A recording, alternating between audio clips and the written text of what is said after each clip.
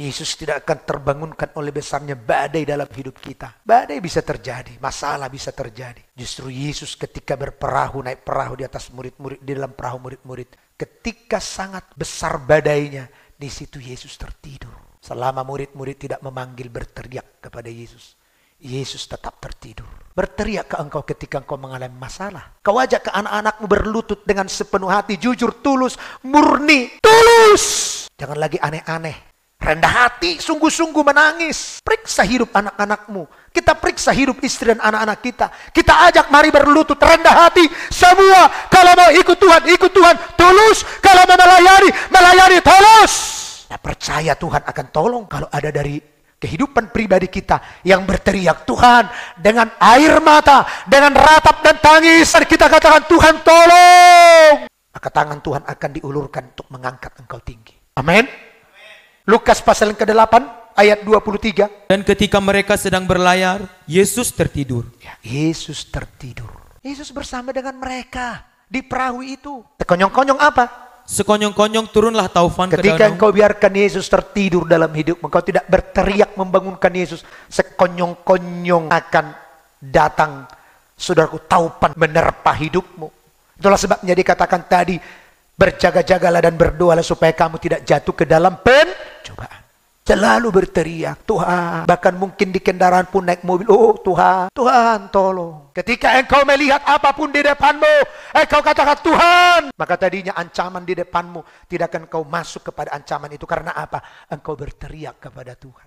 Sekalipun dosa di depanmu untuk membawa engkau terjerumus kepada dosa itu. Sekalipun oleh karena lingkungan membawa engkau, memfasilitasi engkau untuk jatuh kepada dosa itu. Ketika kau katakan Tuhan tolong, maka dia akan tolong. Amin.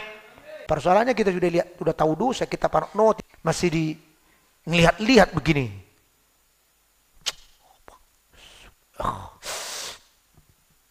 Ya ngiler lah. Udah tahu bahaya, masih dilihat-lihat, didekatin. Udah tahu itu kelemahannya, masih didekatin. Panggil Tuhan, panggil Yesus. Yesus tolong aku, selamatkan aku. Aku tidak kuat, dagingku lemah. Tidak kuat aku melihat ini. Aku mau masuk ke dalamnya. Tolong aku. Nama aku. Pasti Tuhan akan berikan kekuatan bagimu untuk keluar dari situ. Amin. Lihat Yesus bersama-sama dengan mereka. Tapi Yesus tidur. Konyong-konyong turunlah taupan ke danau. Sehingga perahu itu kemasukan air. Dan mereka berada dalam bahaya. Jangan sampai dalam bahaya pun engkau tidak berteriak, saudara. Bahaya demi bahaya sudah ada. Tidak berteriak. Kita harus sungguh-sungguh hari-hari ini membangun kehidupan kita di dalam doa. Semua kita yuk hamba Tuhan. Saya percaya saudara, bukan hanya saya sebagai gembala yang tahu, merasakan engkau kurang berdoa. Kau pun harus jujur bahwa kau kurang berdoa. Saya bisa merasa pelayanan kita, pelayananmu, kau kurang doa. Sebab saya pun tahu kalau saya kurang doa. Saya tahu pelayanan saya. 24 apa dikatakan? Maka datanglah murid-muridnya membangunkan dia. Baru dibangunkan. Terus katanya, Guru, kita binasa. Ia dibangunkan. Ia pun bangun. Terus lalu menghardik angin dan air yang mengamuk itu, dan angin dan air itu pun reda, dan danau itu menjadi teduh. Ya, lihat bagaikan kita ketika berdoa, terus berdoa kepada Tuhan, terus mengingatkan Yesus akan kita. Bukannya Yesus melupakan kita, tetapi Yesus memberikan perhatian kepada kita. Guru, kata mereka, kita binasa. Maka Yesus bangun. Waktu terjadi, taupan turun ke danau itu. Justru Yesus tertidur. Makin enak tidurnya.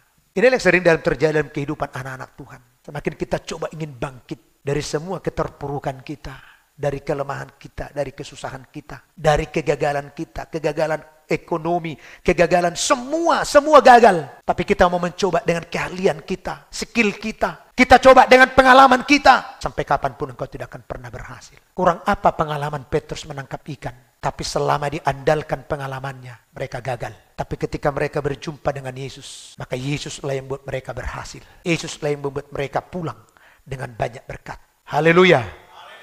Panggil Yesus, bangunkan dia. Sebab oleh karena teriakanmu, oleh karena seruanmu, seruan kita lah, Yesus hadir dalam semua taupan yang kita sedang hadapi. Amin.